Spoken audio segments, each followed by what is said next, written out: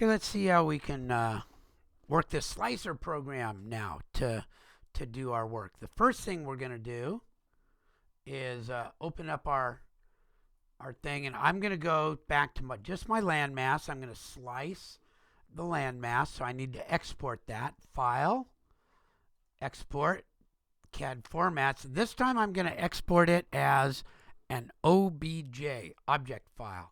That's what Slicer likes the best. And I'm going to keep it in fine mode, save. And I put it in my week 5, export landmass, OBJ, all that looks good. Okay, so now I have a new file to work with. Here's Slicer for Fusion. So I'm going to open that. And I think you'll like this. This is kind of cool. I'm going to import that file that I just did, so I have to go look for it now. My computer, kind of an old clunky thing. I have to go into users, look for my number, look for, actually, where did I put that? Let's see. I think it's not that drive either. I have to find the right drive. V drive. There it is. It's the V drive. Wow. So it's kind of old and clunky and doesn't really catch everything up. But let's see. There's my spring 2024. You can just put it on the desktop if you want. And there's my OBJ. Landmass OBJ. I could use my STL also. Either one works. And I want Z to be upwards. Okay. It's very odd, but it's kind of odd how these exports work, but I do know that I want Z to be upwards. Okay, so here we go. There's my OBJ, and I'm going to open it up. And now it's flat in here. Kind of cool. So it's very recognizable. And I've got my pad, and I've got that. Now there's a few things I have to do. I have to look at my paper size. I'm going to export this onto a paper or a cardboard template, and it's 4 foot by 4 foot, and I don't see it here. So I have to add one. I have to add a new one, and it's 48 inches by 48 inches. And this thickness, we're going to use 1/2 inch cardboard. But I suggest that you use 1/4 of an inch here. It's going to make the thing look steeper than it is. 0.25. And then I have to go pick that one. Pick it as that unnamed one that I just did. And now my object size, I don't really know. I'm going to make this as big as it can to get on that 4 foot by 4 foot. But I think, let's start with a 12 inch by 12 inch model. Actually, it's going to be length and width. Height, I'm going to leave it alone. So this is going to be 12 inch by 12 inch.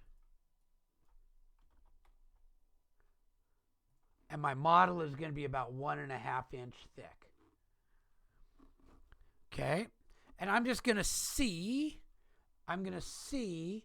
how it ends up looking when I'm done, and I might adjust that. So I'm going to do stacked slices, right? We're going to do layer cakes, stacked slices, and there it is. That's kind of cool. That's what it's going to look like.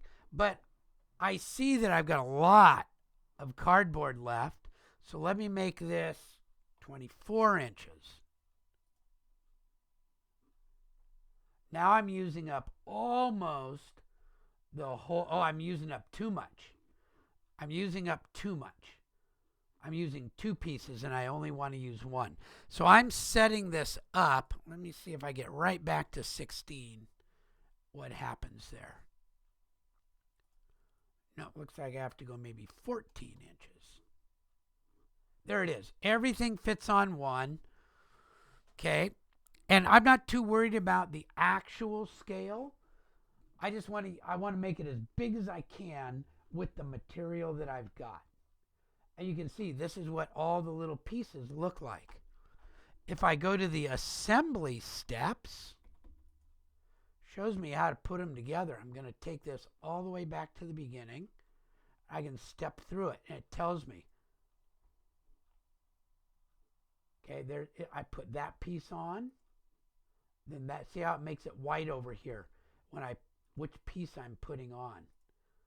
So it lets me know what piece number I'm putting in place.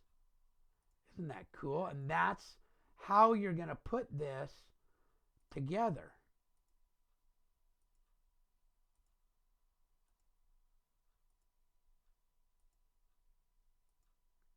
There we go.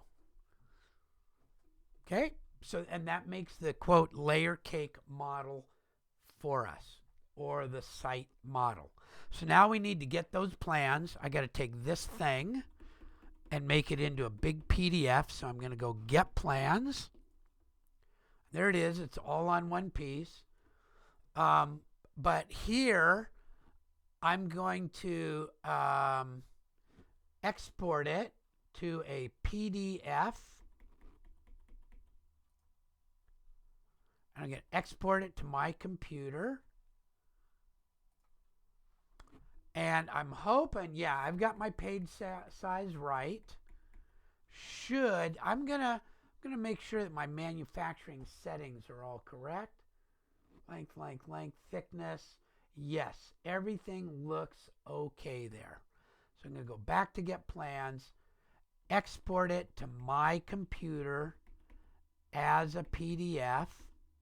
Click, and I'm going to put it in there as site plan model stacked, whatever I'd like to call it. There we go. And if I do the print button, same thing, but I just have to make sure that my properties are calling out the right size piece of paper. Okay, and so I'll probably 92 by 92 is the only one that I see, unless I'm going to add a new one. Add 48 by 48.